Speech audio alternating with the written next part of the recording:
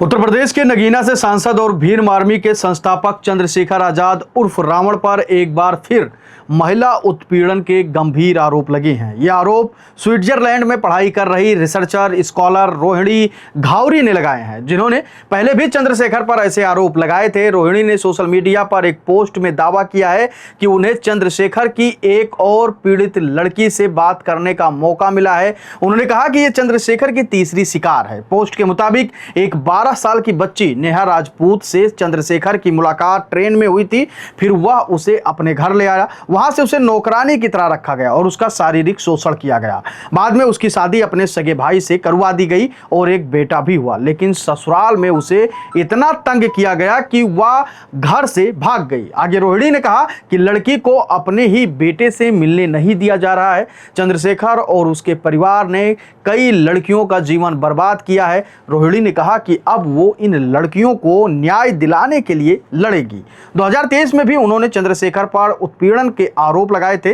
तब एक video call के फुटेज भी उन्होंने शेयर किया था, जिसमें चंद्रशेखर रोते हुए दिख रहे थे। यही नहीं, रोहिणी का कहना है कि चंद्रशेखर अपनी पत्नी के साथ मिलकर ये सब काम कर रहे हैं क्योंकि आंदोलन से करोड़ों रुपए आते हैं। उन्होंने कहा कि चंद्रशेखर चाहता था कि मैं भी उसकी पार्टनर बनूं, लेकिन मैं ऐसा नहीं कर सकती। अब सवाल उठता है कि ये रोहिणी कौन है? तो इसका जवाब है कि रोहिणी वाल्मीकि समाज से आती हैं और दलितों के नाम पर ब्राह्मणों से नफरत फैलाने वाले नेताओं से सहमत नहीं है।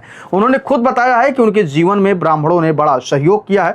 वो संयुक्त राष्ट्र ईवन में भाषण दे चुकी हैं और राम मंदिर के समर्थन में पाकिस्तान को भी करारा जवाब कई बार दे चुकी हैं। रोहिणी के द्वारा जो आरोप चंद्रशेखर आजाद पर लगा है, उसमें कितनी सच्चाई है ये तो जांच होने के बाद ही पता चलेगा। लेकिन जो भी हो, चंद्रशेखर के ऊपर जिस प्रकार से ये आरोप लगे हैं, उससे चंद्रशेखर की मुश्किलें बढ़ सकती है। उत्तर प्रदेश में 27 में विधानसभा चुनाव होने वाले हैं, जिसकी तैयारी चंद्रशेखर आजाद बड़ी जोर शोर से कर रहे हैं। लेकिन अब जब उनके ऊपर उनके ही समाज की बेटी ने ये गंभीर आरोप लगाए हैं, तो देखने वाली बात ये होगी कि दलित समाज अपनी बेटी रोहिणी को न्याय दिलाने में खड़ा होता है या फिर चंद्रशेखर के साथ जाके 27 में उनकी मदद करता है। वैसे इस पूरी खबर को लेकर आपको क्या कुछ लगता है कि रोहिणी ने जो कहा है, जो 3 महिलाओं का उन्होंने उदाहरण दिया है और जो बातें कही, उसमें कितनी सच्चाई है?